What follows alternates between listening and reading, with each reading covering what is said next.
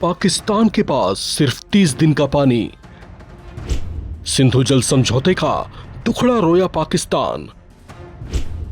EU की बैठक में गिड़गिड़ाए इशाक डार।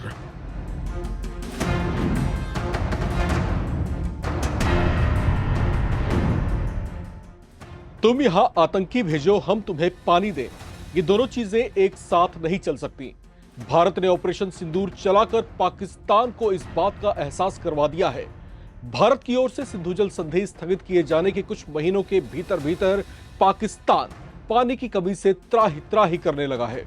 पाकिस्तान के विदेश मंत्री और उप प्रधानमंत्री इशाक डार ने यूरोपियन यूनियन की मीटिंग में सिंधु जल समझौते को लेकर अपना दर्द बयां किया है। इशाक डार ने दावा किया है कि पाकिस्तान के पास अब सिर्फ 30 दिन का पानी बचा है, जिसके बाद हालात भयावह हो सकते हैं। इसका ठीकरा भारत पर फोड़ते हुए इशाक डार ने यूरोपियन यूनियन की बैठक में भारत को इसके लिए जिम्मेदार ठहराया है। इशाक डार ने EU Indo Pacific ministerial forum round table में अपने भाषण के दौरान ये बातें कही हैं। आप जो लोग इस समय ये खबर देख रहे हैं, आपको क्या लगता है? क्या भारत को पाकिस्तान की बात मान लेनी चाहिए और उसे पहले की तरह पानी देना शुरू कर देना चाहिए? कमेंट बॉक्स में लिखकर अपनी राय जरूर शेयर करें। नमस्कार, मैं हूं राव विश्वकर्मा, आप देख रहे हैं नवभारत टाइम्स। पाकिस्तान के विदेश मंत्री और उप प्रधानमंत्री इशाक डार ने यूरोपियन यूनियन की बैठक में कहा कि पानी को सहयोग का सोर्स बने रहना चाहिए, न कि पॉलिटिक्स के लिए इसे हथियार के तौर पर इस्तेमाल करना चाहिए। उन्होंने भारत के साथ तनातनी को शांत करने की कोशिशों में ईयू हाई रिप्रेजेंटेटिव समेत इंटरनेशनल पार्टनर्स की तारीफ की।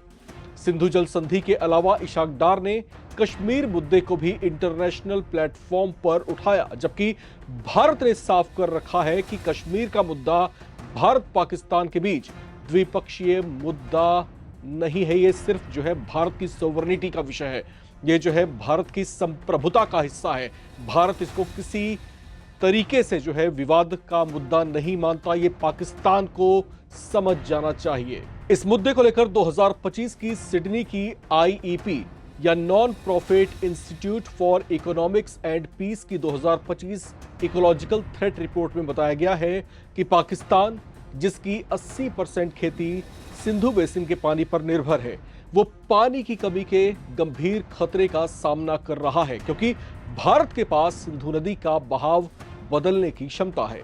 साल 1960 में वर्ल्ड बैंक की मध्यस्थता से भारत और पाकिस्तान के बीच सिंधु जल संधि हुई थी। इस संधि के तहत भारत को रावी, ब्यास और सतलुज नदियों का पानी दिया गया। वहीं सिंधु, झेलम और चिनाब नदी से पाकिस्तान को लगभग 80% जल आपूर्ति होती है। इस संधि के तहत नई दिल्ली पानी के बहाव को पूरी तरीके से रोक या मोड़ नहीं सकता, लेकिन रिपोर्ट में कहा गया है कि डैम के ऑपरेशन में मामूली बदलाव भी पाकिस्तानी किसानों पर गंभीर असर डाल सकती है। ऑपरेशन सिंदूर के बाद भारत की ओर से इस संधि को स्थगित किए जाने के बाद पाकिस्तान पर जल संकट के बादल मंडराने लगे हैं। इस रिपोर्ट में आगे चेतावनी दी गई है कि पाकिस्तान की स्टोरेज कैपेसिटी नदी के बहाव के हिसाब से सिर्फ अब 30 दिनों तक की ही सीमित है, जिससे उस पर अब गंभीर खतरा मंडरा सकता है। मई में भारत ने चिनाब नदी पर सलाल और बगलिहार डैम में रिजर्वायर फ्लशिंग की थी। इस वजह से पाकिस्तान में चिनाब के किनारे बाढ़ जैसे हालात बन गए थे। इस रिपोर्ट में इस बात का जिक्र है। पहलगाम आतंकी हमले के बाद भारत ने ऑपरेशन सिंदूर चलाकर पाकिस्तान की अलग अलग ढंग से ऐसी कूटनीतिक धुनाई की है जिससे वो बेहाल हो उठा है। पाकिस्तान की शहबाज शरीफ सरकार और पाकिस्तानी सेना के जनरल असीम मुनीर को इस बात का एहसास होने लगा है कि भारत से बैर मोल लेकर उन्होंने कैसी बड़ी भूल कर दी है। भारत की ओर से सिंधु जल संधि को स्थगित किए जाने के बाद पाकिस्तान में हाहाकार सा मचा हुआ है। पाकिस्तान के बहुत से हिस्सों में पानी की ऐसी किल्लत हो गई है कि लोगों के लिए पकाने, नहाने या धोने तक को पर्याप्त पानी नहीं मिल पा रहा। इस कारण पाकिस्तान दुनिया में घूम घूम कर रो रहा है, हाय तौबा कर रहा है। लेकिन पाकिस्तान को इस बात का भी एहसास होना चाहिए कि भारत के खिलाफ पिछले कई दशकों से जिस तरीके से वो आतंकी गतिविधियों या फिर आतंकी तंजीमों को शह देता रहा है, इसकी चोट भारत पर किस तरीके से पड़ती रही है। भारत के मासूम लोग अलग अलग आतंकी हमलों में किस तरीके से अपने प्राण गंवाते रहे हैं। पाकिस्तान को इस बात का एहसास शायद अब होने लगा है कि कौन सी बड़ी भूल वो कर रहा था। अभी तो हिंदुस्तान ने सिर्फ एक ट्रेलर दिया है।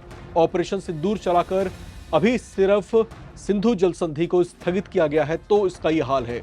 अगर भारत वाकई कोई कड़ा एक्शन ले तो आप समझ सकते हैं कि पाकिस्तान में किस तरह के हालात बन सकते हैं। फिलहाल आपका इस पर क्या कहना है, कमेंट बॉक्स में लिखकर जरूर हमसे शेयर करें। इस रिपोर्ट में फिलहाल इतना ही। बाकी अपडेट्स के लिए आप बने रहें, देखते रहें नवभारत टाइम्स।